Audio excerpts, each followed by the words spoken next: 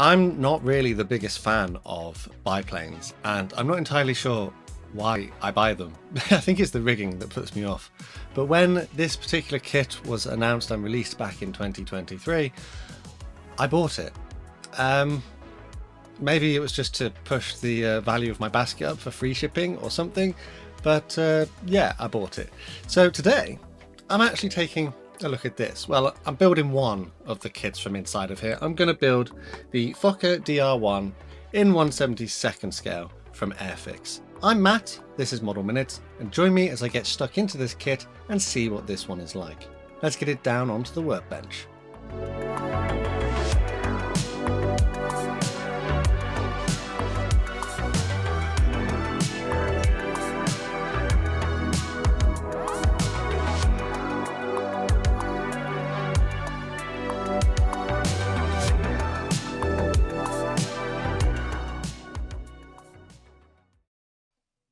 Interestingly, this kit was actually voted for by you, the audience. From time to time I'll put a poll up on my community tab and you can vote on different subjects that are going to be potential subjects for a build. I didn't actually think this one would do too well, but it won the vote with nearly 40%. To make sure that you don't miss any future votes, make sure you're subscribed so that they pop up in your feed. I am, however, only going to be building the Fokker DR.1, and the Bristol F.2B will have to be something to look at in the future. As usual though, I'll put a list of the products I used during this build on the screen now to give you an idea of the kind of things you might need to go and get if you fancy having a go at this particular kit for yourself. Getting the parts out onto the workbench though, there's not a great deal to this kit, as you can probably imagine. The parts were carefully removed from their sprues by using my side cutters. Rough areas of plastic and excess flash were either carefully scraped away with a sharp knife or sanded down using a sanding stick. As this is a 1957 tooling, it does suffer in a few areas regards flash and ejector pin marks. Whilst most of these ejector pin marks are on the lower surfaces of the wings, I thought that I would try and address them a little bit. I sanded them down with a sanding sponge as best I could, but a small amount of Humbrol model filler would be used in the ones which were particularly recessed, and then these again sanded down after the filler had dried.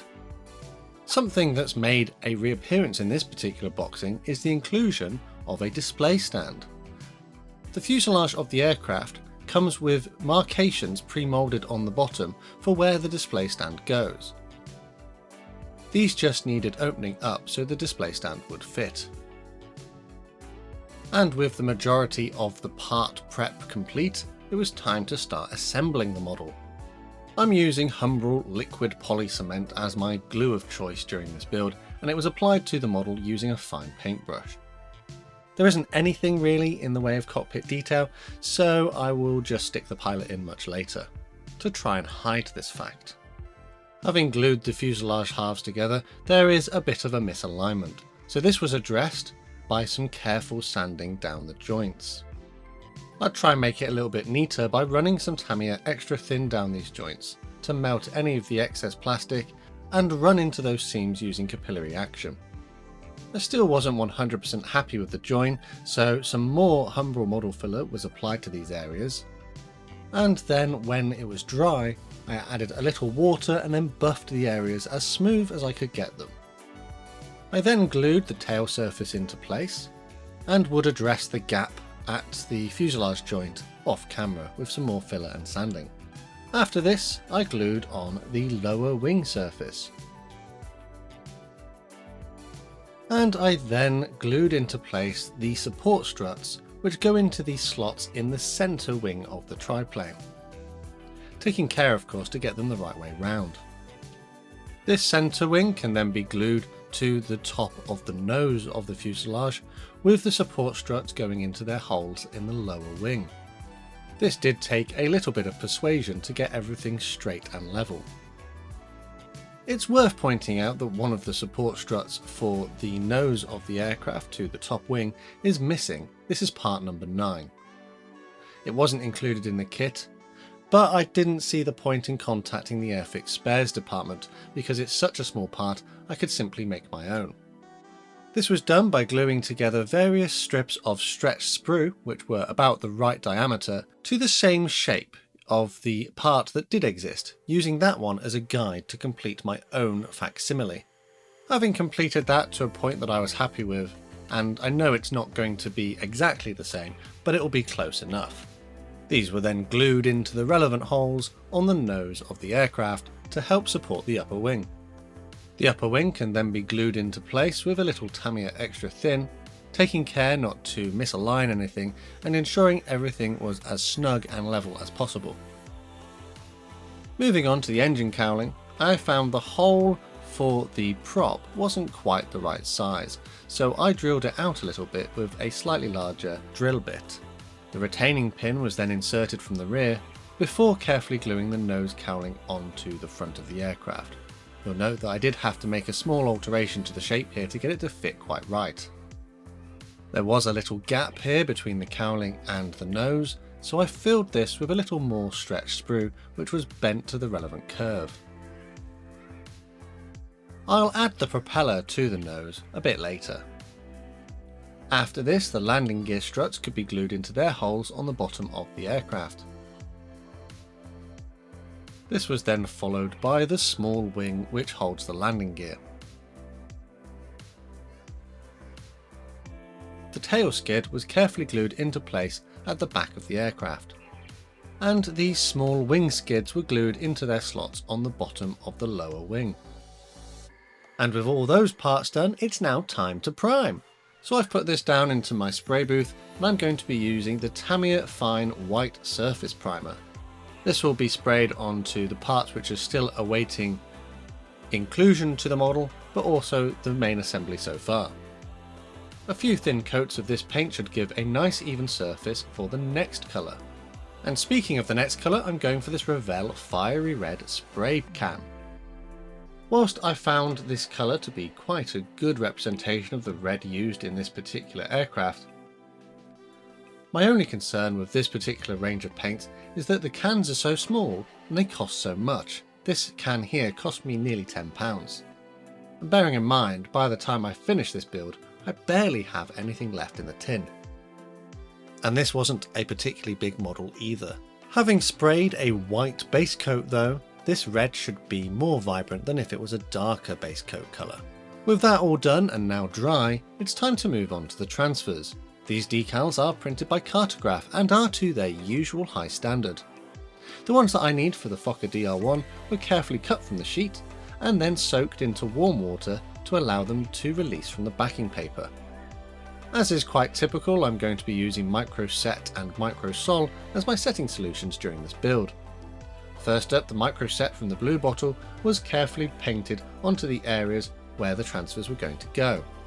The transfers, having been soaked in warm water, are now ready to be removed from the backing paper. They were carefully slid into place and positioned as appropriate. The Fokker DR.1 doesn't have that many decals, so this is a fairly quick process. I found the decals to be really easy to use and of the usual high quality we can expect from Cartograph. With the decals in place and having settled down somewhat, some Micro Sol from the red bottle was brushed over the top to further enhance their adhesion to the plastic. The tyres on the wheels of the landing gear were carefully painted with some Vallejo matte black paint. And whilst that matte black was drying, I then moved back to the main aircraft and gave it a coat of this Humbrol 135 acrylic satin varnish. This should help seal in the now cured transfers and ensure an even and uniform finish across the entire aircraft. When this had dried though, I wasn't entirely happy with the finish. It had left a kind of chalky effect over the top and I wasn't happy with this residue, so I decided to actually get out this Army Painter satin varnish and then go back over the top to try and hide this. This seemed to do the trick, and after this was done, I couldn't see that chalky residue anymore. Perhaps it was my error for not shaking up the Humbrol acrylic enough, but I think just err on the side of caution and use a product I haven't had any issues with yet. With that done, I painted the machine guns in Vallejo gunmetal. I also used this on the parts of the engine which are visible. They had already been given a coat of matte black, and the gunmetal over the top should give a nice metallic finish.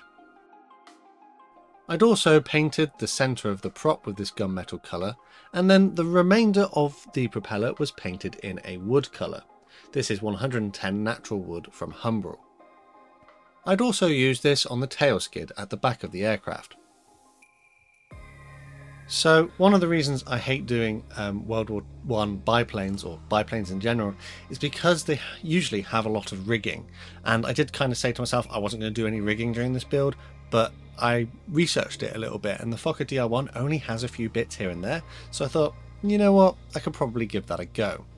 So my method of rigging this aircraft was to take some very thin stretch sprue, which I've already given a coat of the gunmetal paint. This was then cut to more or less the right size for the areas I needed it. It was carefully placed into the right areas, then a small amount of superglue was used to hold it in place. This was a relatively fiddly step, but after some patience and care I think I managed to get the effect I was looking for. With that done, I moved back to the prop. I'm just going to dry brush on some slightly darker brown and black colours to give the effect of a wood grain. A variety of different colours would be used to do this. Once this was done, some Humbrol clear gloss was painted onto the propeller blades just to seal in that paint and give it a varnished kind of look. Whilst that is drying, I'm going to turn my attention to the wheels of the landing gear. Again, the holes on these parts were not as open as I would like, so I carefully opened them up a little bit more with my drill bit. They were then carefully glued into place on the axles on the lower side of the aircraft.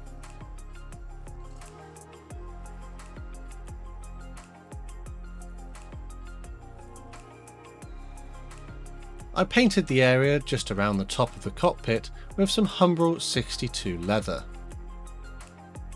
I then, when that was dry, very carefully glued the machine guns into place.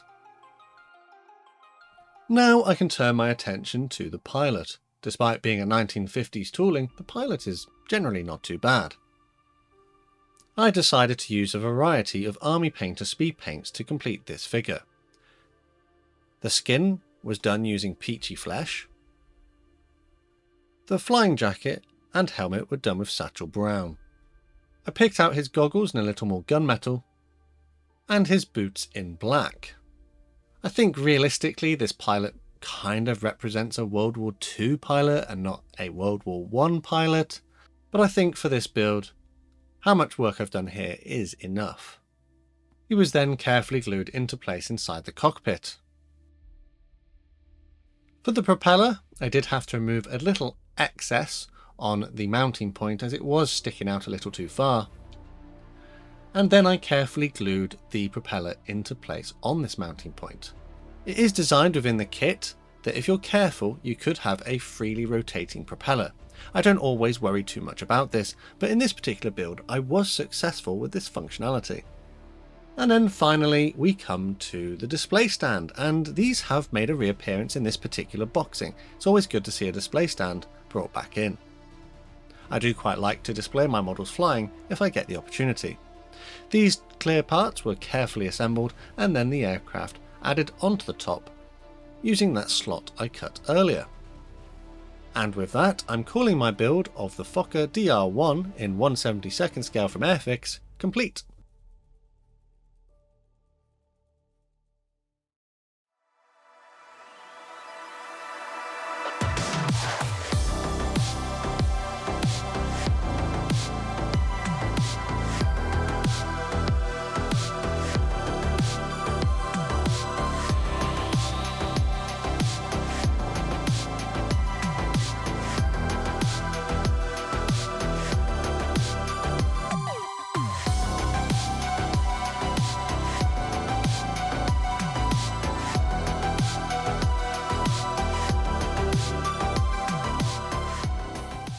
I actually built this model back in the late 90s, early noughties when I first started modelling. It was probably like my second, third or fifth kit that I ever built, and I'll put some clips of it on the screen here, and hopefully you could see sort of a little bit of the development of my skills. I always think it's nice to hold on to stuff that you did in the past so you can look back on it and see how far you've grown in your skills and abilities. Sometimes when we make small improvements just between our current build and the next build, you don't always see how much progression you've made. So holding on to stuff that you first started out with is always a great way to see how much you've actually developed.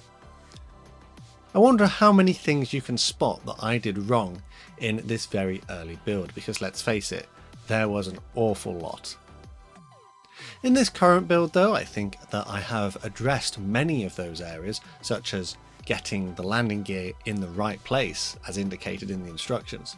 Also, I have gone a little bit further than I normally do with the amount of filling and sanding.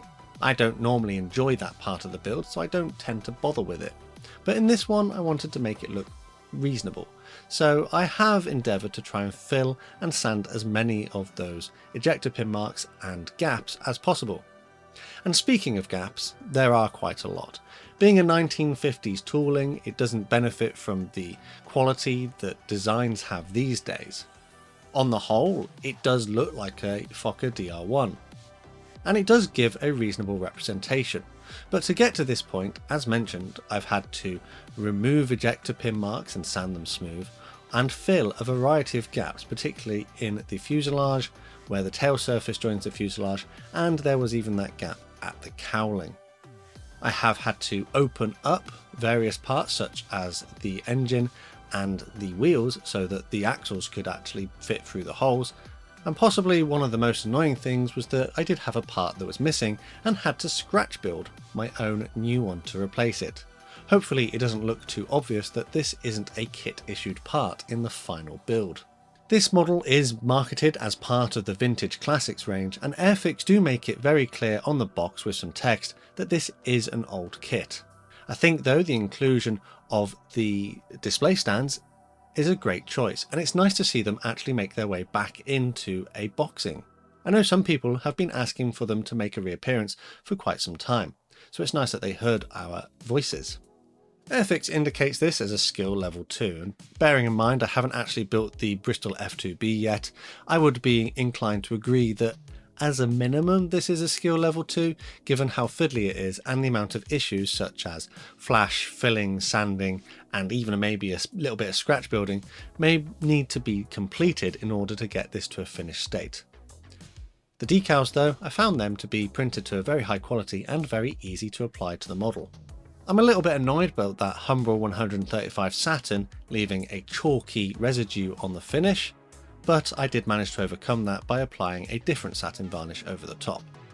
And also that very expensive red tin of paint from Revell, whilst it has given a good colour and surface finish to the model, I'm just not sure it's particularly great value, seeing as this was pretty much the only model I managed to get out of it. Granted, I did use it on another project recently, but it's basically empty at this point. At the time I purchased this model, it was retailing for £10.99 here in the UK, which you might think is a little bit steep for a vintage tooling. However, it is worth remembering that you do get your display stands included, and you also get another model in the box, the Bristol F.2B, which I have yet to complete. So for a boxing containing 2 model kits, cartograph transfers and display stands, I don't think £10.99 is particularly too bad. Maybe if you could get it a little bit cheaper, it would make it a better deal. But that works out kind of at £5.50 per model. I think it might be worth mentioning though that there are other Fokker DR.1s available out there. I know Revell has done one, but again I think that might only be 10 years younger than this, so a 60s tooling, but there is a considerably younger tooling from Eduard which was manufactured for the very first time in the very late 90s, early noughties, so considerably younger, and no doubt featuring a better quality than this much older tooling. But understandably you would be paying a little bit more money for that particular kit compared to the version I have here. So I do like to keep my notes of my builds in my journal, which I've written specifically, and you can help support the channel by purchasing these and putting them on your workbench, and you just keep a log of everything that you do during the build. It's specifically formatted just for that. And it helps me with my videos when I come to make them. So in here I've annotated that it took me 2 days to build this one, mean, granted, when I say 2 days, it was usually, you know, like a Saturday and a Sunday, and I would have spent the whole day pretty much just working on the kit. So perhaps all in, it was maybe over those 2 days, if I put in like 8 hours a day, about 16 hours maybe of total work to get it to a point where it looked presentable. But I think now it's probably time to wrap up this video. So on the whole, this is generally an acceptable model to build, and it does show its age quite considerably given the fact that it is a 1950s tooling. If you wanted to build a Fokker DR.1 in 1/72nd scale, this is a fairly accessible kit. However, to bring it up to a more presentable standard, there will be some work required. Ultimately, it didn't take me too long, and I like to compare it to the earlier version that I built in my youth, just to see how far my modelling skills have come. As always, I'd like to give a shout out to my Model Club members for the extra support they give the channel, allowing me, for example, to buy really expensive tins of paint which I can only use for one small project. Massive thanks to these guys on screen, and if you'd like to join them, take a look at the links in the description for more information how. I'd like to take this opportunity to welcome the latest members to the club. They are Darren Hall, Bob343, Bronshoj Danska, Kingship Operations, Nigel Pickett, Orang Azing Dalam Bahaya, Ben Stootley, Model Mode, and Tonk, and honourable shout out to Crazy Loca for donating some of those memberships. If you'd like to support the channel in other ways, there are other options, and again, full information is underneath the video. The best way to support the channel for free though is by subscribing with notifications turned on so you never miss a modelling upload. Finally though, the last thing to say is a massive thank you to you for watching this one, and I'll see you on the workbench again next time.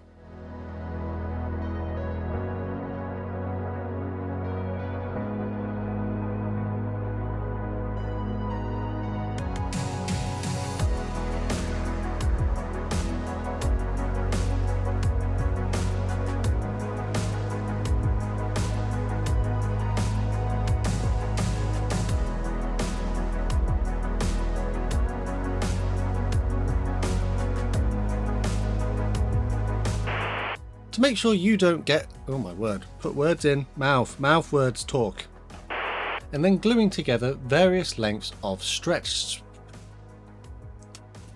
and actually fit as snugly as I could. No, but I'm nowhere near. Why has that done that? Did that. I've done the wheels, but I haven't done. I'm well ahead of myself. I'll do that bit in a minute. Go back and delete that bit. Right, that'll do. That's so I just need to do the F2B next.